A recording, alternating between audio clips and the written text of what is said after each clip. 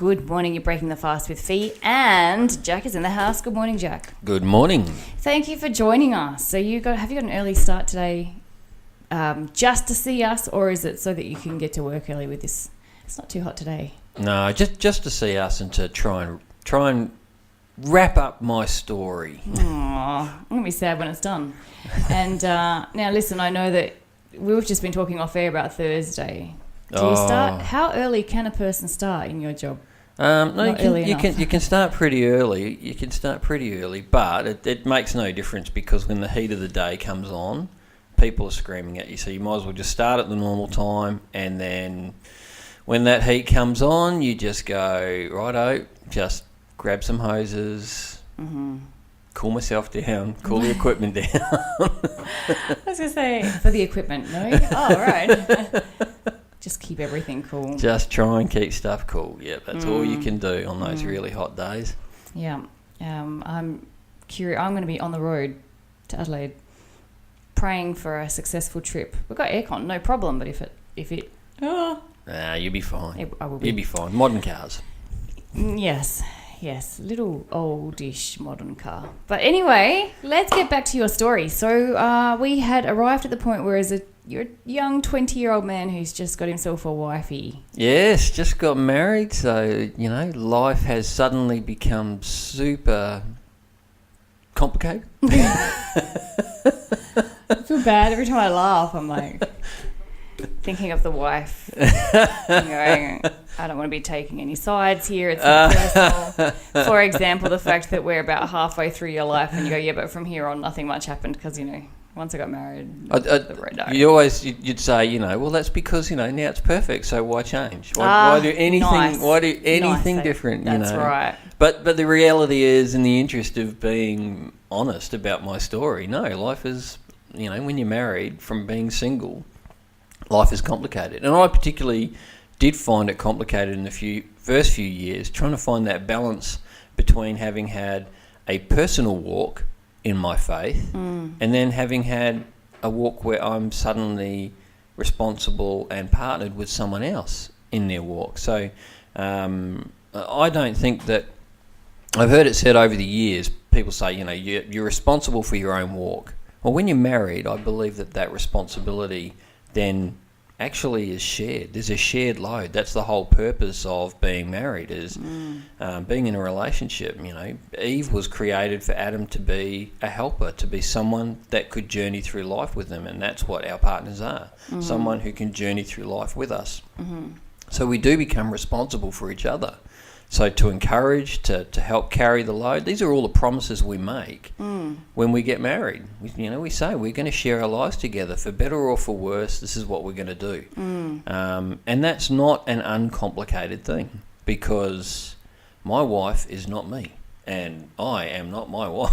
This is so true, and I think when we look at the fact that in any relationship, there's a good chance, not always, but usually the man and the woman have come from very different backgrounds. And when I say very, I don't even mean necessarily culturally, just each family has its own way of doing things, its own culture of thought, like the way they look at the world. And you bring two different people together with those different backgrounds, and it's complicated. And then, of course, further complication if it is different cultures, different, even different religious backgrounds somewhere that's, now changed. And it's not even that, we live in a day and age where the media, movies, books, all of these things, people tell these fake stories about how wonderful life is and the different aspects of the life that you have with someone else. And the reality is, that's garbage. That is not real. That doesn't happen. Yes, there are moments where you have incredibly romantic moments together. But the rest of it is just life. It's just getting up, going to work, coming home, having dinner, cleaning up, just life.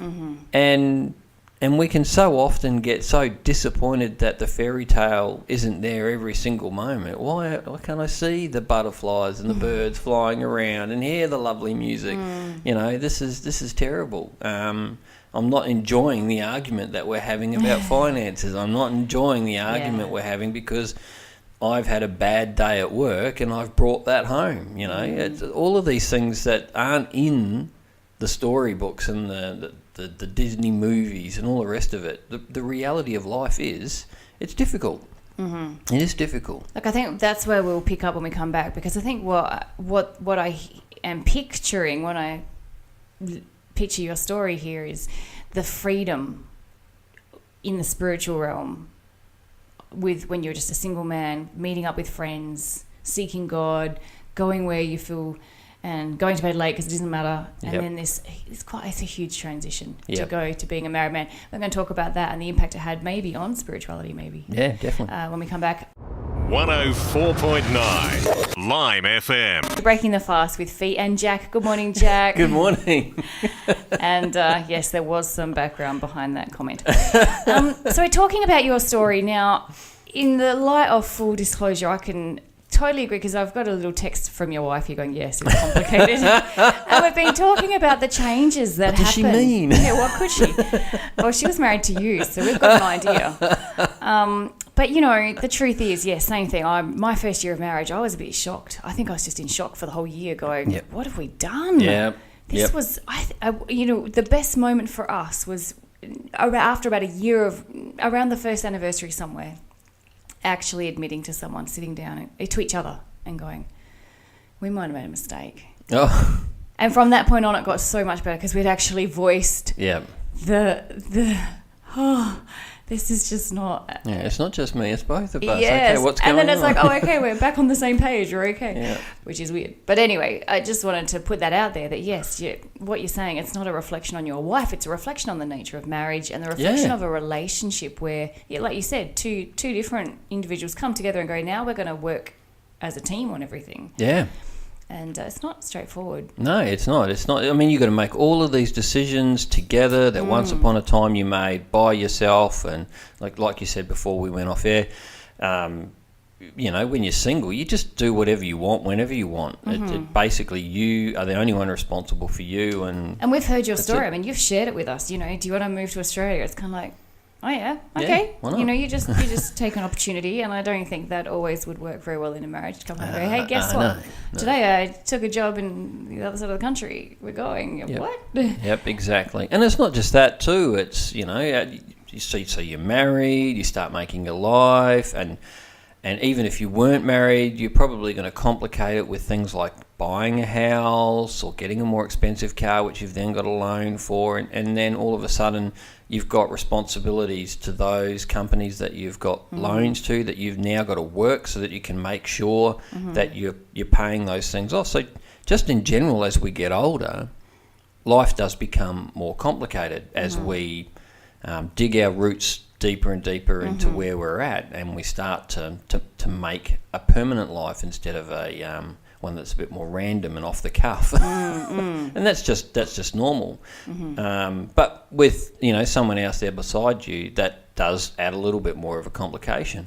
Well, see, and I think also, Jack, you were 20. Now, I'm all for young marriage. I think it's fantastic if the couple are right, if they both love God and are on the same page in those things. I think it can be wonderful. But do you look back and go, well, 20 is young, especially when we look at males, and we always talk about how females mature earlier, and no offense to the male species, it's just I think it's a lovely thing about men is they're quite childlike for quite a time.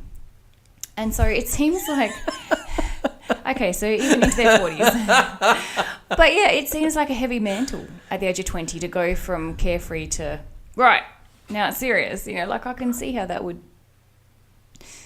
be a challenge. Yeah, but look, you can, I mean, how many times have we seen it? You can tell someone these things and they can hear this, but it doesn't sink in until you're doing it yourself. You know, you don't realise, because you are overcome with all of the emotion and the feelings that are associated with a new relationship. And you had a very clear word from God on the matter too. Like it wasn't like it was just... Yeah. I never look back and go, man, I was so young. No. You know, would I have done anything different? And the truth is, when I look at any aspect of my life, yes, there are things in my life that I do not like, that I have participated in or that have happened to me that I would absolutely go back in time and not want them to happen.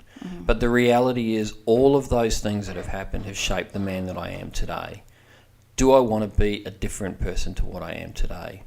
I'm not sure I do. I wouldn't say that I like everything about myself at this point in time, but I will say this: the person I am today is being used of God mightily, and that's important.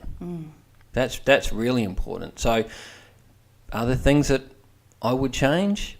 No, I wouldn't change a single thing.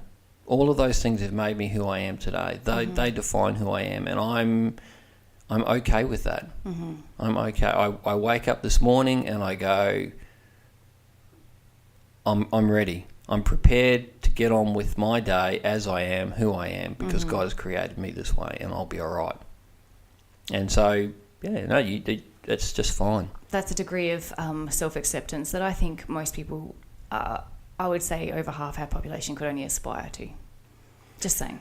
Yeah, and peace with oneself. Look, and I meet people every day. I meet a lot of people every day as part of my job, and sometimes I just think, wow, I can't understand why you don't get it. Like, yes, bad things have happened, and no, we don't wish any of those things on anybody ever, ever.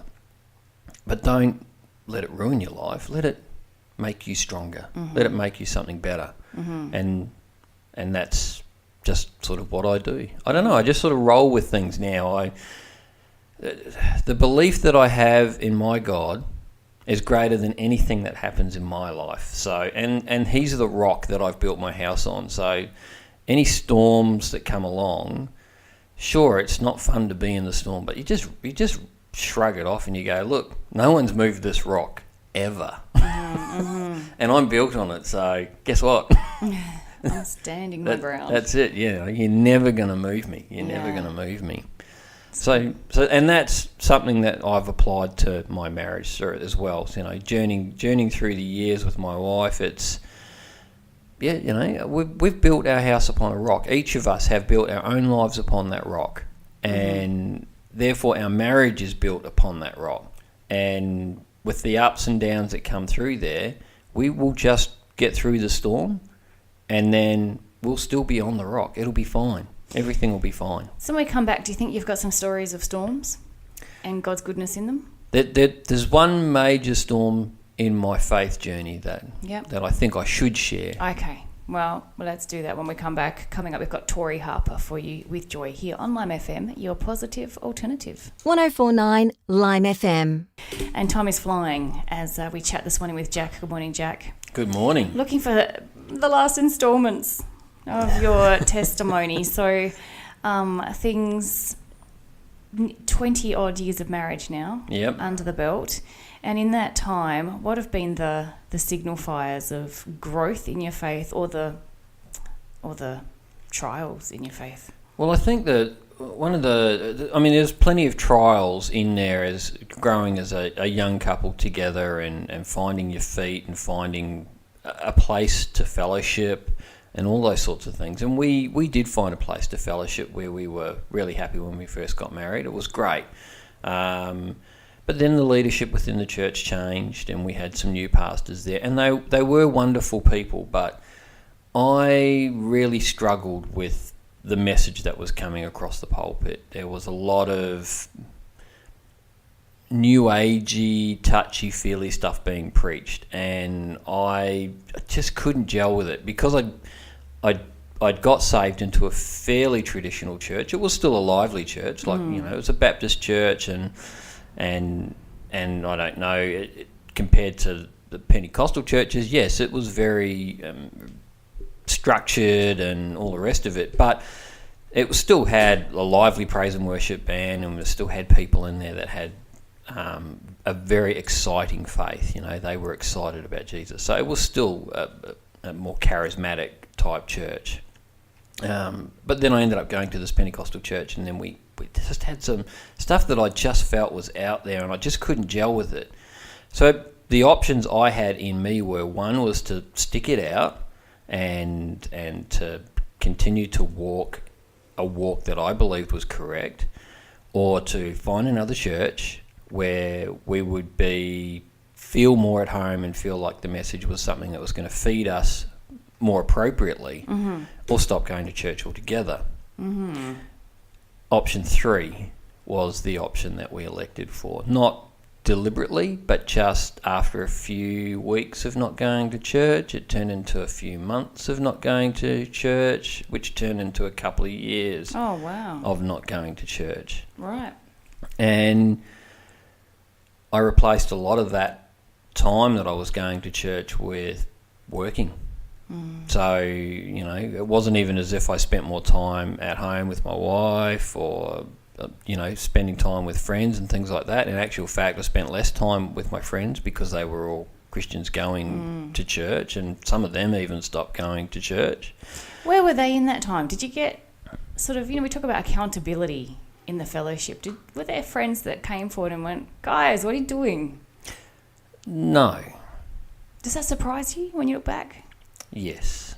Yeah, actually really, it's probably something that really disappoints me as I sit there and I go, where are my friends coming to say, hey, look, we haven't seen you at church for a while, like what's going on? Okay, have you tried looking for somewhere else? You know, what can we do? You know, don't you realise that being out on your own is actually completely against what Scripture says? You know, Paul warns us directly, don't stop fellowshipping. You know, it's pretty clear. It's don't stop fellowshipping like some are prone to do. And did you think at that time that you were maintaining your faith? If someone had asked you, are you a Christian, would you still have said unequivocally yes? Did you think that you were maintaining faithful living and stuff like that? I knew that I wasn't being faithful to God. I still believed that there was definitely God was there and Jesus was definitely real. But I was in a very dangerous place. I knew that at any moment the world could take me over, and I wasn't afraid of it at the time. At the time, it was like, whatever. You know, that easy go attitude that I've got. Well, I started applying that to my faith as well, and it was such a. When I look back on it, I go, man, how empty was my life at that time? You know, yeah, sure, I was achieving a lot of things in my own personal life, like my work career and things like that, but there were also stuff that was going down that wasn't really that fun, and I didn't have a church to help me walk through that. I didn't have people that had my back. I was literally standing on my own. And it wasn't, I look back on it and I go, they were dark years. They were years where it was not good. What impact did that have on your marriage? I think we were just ticking along, just doing life. It was no up or down. It was just like plateau. You know, that's where we were at. We were just like everybody else in the world. We were just doing life without purpose, without meaning. Yep. Well, you know what? We're going to go to a song, but when we come back, we're going to find out what changed, because obviously you're very, very much alive and well in your faith at the moment, and we want to know what it was that happened that enabled that to come back into where it's meant to be. 1049 Lime FM. Good morning. You're breaking the fast with Fee and Jack. Good morning, Jack. Good morning. So I think we're about to see the hand of God move pretty dramatically in your life. Yes. Presumably in yours and your wife's. Well, yes. After a couple of years out of church. Yeah. Well, I think that's the thing that happens when you're married. Like, if God moves in one, He moves the other, and it's just because you're together. The two have become one, and it's just we're journeying through life together. So what happens to me happens to her, and that's in everything, you know, because that's just how it works. That's just how it works. So you've got to be responsible with what's happening to you because it's affecting someone else. That's a very good point. Focus on the family insert there. It's good. So what did happen to you or to her? Well, my work was becoming more and more dissatisfying. You know, just imagine going through life just eating cornflakes for every meal. That's basically what my life had become. I was just eating and dry cornflakes, you know, no milk, no nothing, just it was just all work. That's no life at all. All work, and occasionally I'd be at home not working, and I'd be pottering around the house and I'd be doing stuff, and I was achieving stuff around the house and I had projects like that, but you know, my whole life had become about work, and that was pretty ordinary. And I reached a point after the business I was working for got sold a couple of times, and I had a new owner, and the new owner was just doing stuff that I just ethically, it wasn't illegal or there was anything wrong with it, but I just couldn't reconcile with it in myself. And I just, after working like 120-hour week or something like that, I just turned around to him and I said, I quit. I'm done. I'm walking away. I'm done. And what am I going to do now? I've just quit my job that I've had for over 10 years. Where do we go from here? So I took a month off to consider what was happening. And in that time, the phone just started ringing. We've heard you've quit your job. Don't go anywhere. We want to talk to you. So when you're ready, give us a phone call and come and chat to us. And it was just the reputation that I had through my work, through the work that I had done.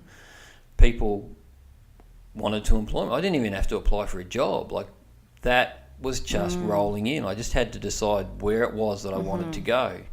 Now, one of the job offers that I got was over in the eastern side of the country. And getting pretty close to Mount Gambier.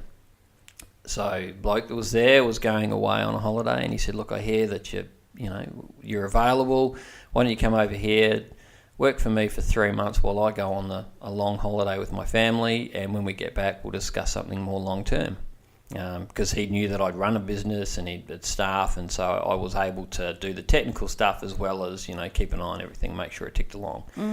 So, yep, okay, 3 month deal while I try and sort my head out and see where I'm going. Okay, I'll do that. Now, the challenge for that was Tracy stayed home and I went interstate. I was going to say, so where was your wife working? But yep, she was at home. She didn't leave her job. She just went right. Yep. So it was it's a 3 month stint, and then we'll reassess after where I'm going to work and what my career path is going to take me on after that. Okay. So we did this, and it was hard. Like, I did not want to be single. I did not want to be there by myself. I desperately miss Tracy, and you don't know because you don't see, but in the background, Tracy was back home desperately missing me as well. So the 3 month stint came up, and the guy that I was working for turned around and said, hey, look, I've got a little satellite business over in this place called Mount Gambier. Would you like to go over there and have a look and see? There's a couple of jobs over there, so, jump in the work van, go do the jobs, check the area out, see what you think. I drove over here. 23-degree day, not a breath of wind, sort of late November. Blue skies. Crops in the ground, everybody's hay crops are all up and waving in the lightest breeze that was there. Oh, it was blue skies. I drove through the town. I thought, wow, this place is paradise. Who wouldn't want to move to here? That's deceptive. Yep. Drove through the Blue Lake area there, and I went, oh, this is so beautiful, and down through the farmland, and I can't believe how amazing this countryside looks. Actually, it really is, isn't it? This place is paradise. So I rang up Tracy and I said, you know what? I really think this is the place. This is where we should move to. So that's what we did. Got the house on the market, cleaned up everything back home. Did you go back and... Yep, so went back for a few weeks, just tidied off a few things in the house because, we'd built a house, so we just had to tidy up a couple of things and just get them ready so that the place was for sale. And then over here we came and landed here a couple of weeks before Christmas, and it was freezing cold, and then the wind came for months and didn't go away. And she's just going, what were you talking about? Where's this paradise? Why did you lie to me? It's here, I swear, it's here, I swear. But we'd been here, I think, a week, and Tracy says, I'm going to go and try church in town. Because we're here in a town where we know nobody. So what's the first thing that you do when you move to a town where you don't know anybody? Join a club? I know Jesus, and I know he's got friends, so I'm going to go to where Jesus' friends will be on a Sunday. Nice. And try and find some friends. So off she goes. She goes to a church. She tries the church here in town, comes back and says to me, "Oh, yeah, I'm not really sure." I'm like, "Okay, fine. That was a Sunday I didn't waste. That's good." I'm just trying to get things established and get working for the guy that I'm working for now. So, slipping back into old habits straight away. And then the following week she says to me, "Look, might try the Baptist church." Okay. And for some reason in me I went, I'm comfortable with that. I might go along with you and let's check it out. Yeah. So off we go together and we walk into this church and we're immediately greeted by one of the most bubbly people I've ever met. And the rest, as I say, will be history because we've been at that church ever since. We've been there now for 2002, so 15 years we've been there.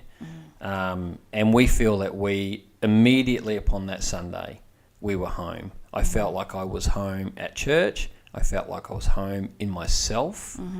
And we've made some friendships in that church which I would not give up for anything in the world. And the love that I have for this town now is just, this is paradise. Even then we get those months where the wind just doesn't stop blowing and you can barely stand up for an entire month, or the You deep don't see the sun for weeks. deep part of winter when it's just cloudy and miserable and cold and wet and you just think, what am I doing here? Or like this week will be, how can somewhere that's so cold in the middle of the winter be so hot in summer? All of those things are just temporary. Overall, this place is paradise. And the people here are what makes it a paradise for me. I've got friends here which I love dearly, and they're some of the best friends I've ever had in my life.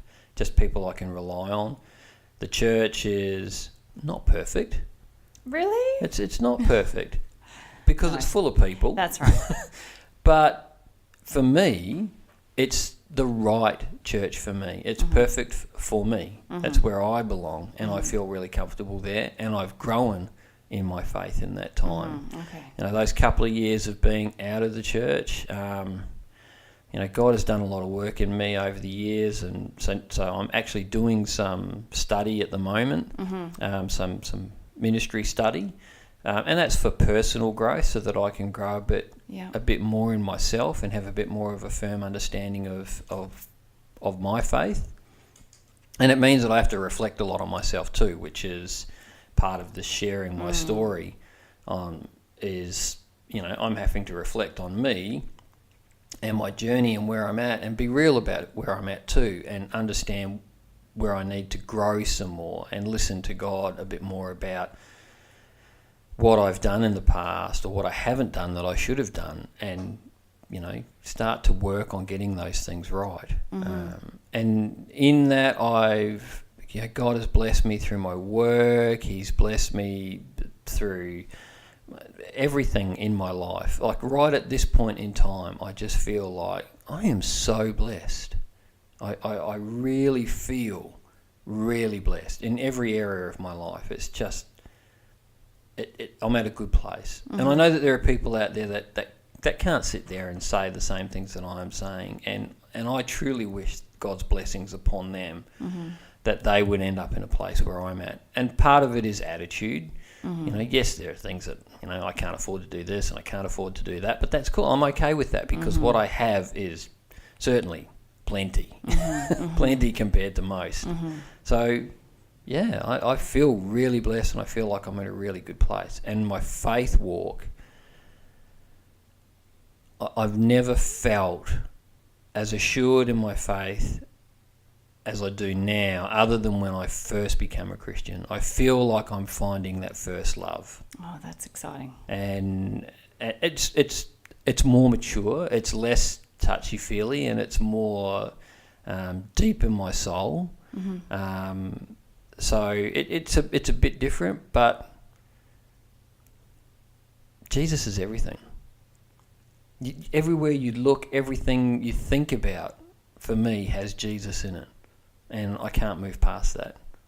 And that makes me excited every day. You know, I get up in the morning and I go to my job, it's a fantastic job that I've got now, and I'm truly blessed in my workplace.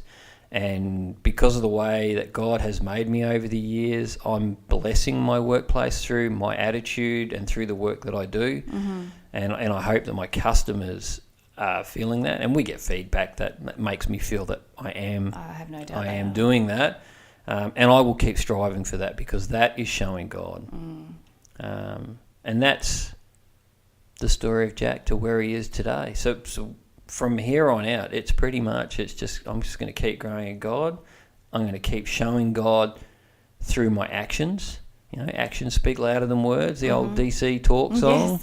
Yes. You know, that's what I'll do. And when words are necessary, I will use them, and I will share my story.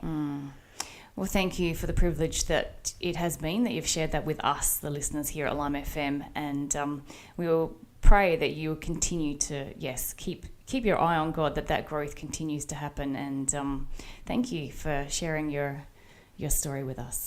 It's been very grateful. It's been my pleasure. It really has. 1049 Lime FM.